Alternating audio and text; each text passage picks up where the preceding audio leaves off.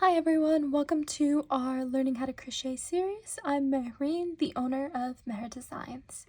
So today we're going to be learning on how to cast on the yarn into our crochet hook.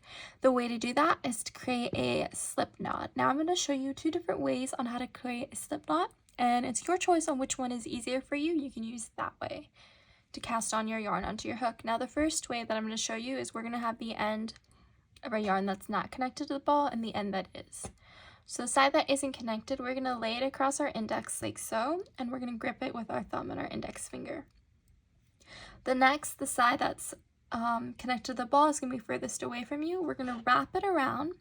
Now when we bring it around the underside of our index finger, we're going to make an X, and then we're going to bring it to the top, and it's going to be parallel to the other yarn.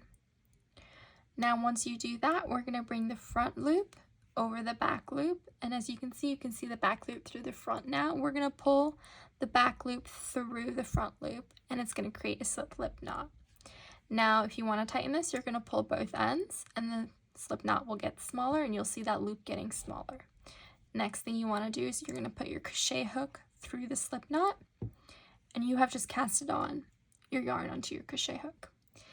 Now, one thing to note is when you want to get rid of a stitch or a loop in your yarn, you can just pull the two ends and you're back to normal. Now, the second way to create a slip knot is going to be, you're going to lay the end that's not connected to the ball against your index, underside of your index. You're going to grip it with your thumb, and you're gonna, with your other hand, you're gonna hold the end of the yarn that's connected to the ball. Now this one is about the hand movement, so what we're gonna do is we have our hand like this, we're gonna turn our hand and make that X. So once again, we're gonna turn it, and we've made an X. So that X is going to be gripped by your thumb and your index from your other hand, and you're just gonna let go of the loop. So as you can see, there's an X right here that I'm holding on to. You're gonna put your thumb and your index through this loop. You're going to pull out the end that isn't connected to your yarn ball, and you're going to make your slip knot. Now we're going to tighten this again, and we're going to put our hook into it, and you have casted on your yarn onto your hook. So now those are two different ways. It is up to you what way is easier and more convenient for you to use, but both ways are perfectly acceptable.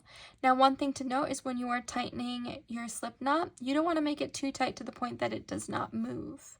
So the goal is we want this to be able to move up and down, but we don't want it to be too loose. So when you create your first stitch, we can slide it up and over. So that's something to keep in mind when you're crocheting. Thank you for joining us on our first lesson on learning how to crochet.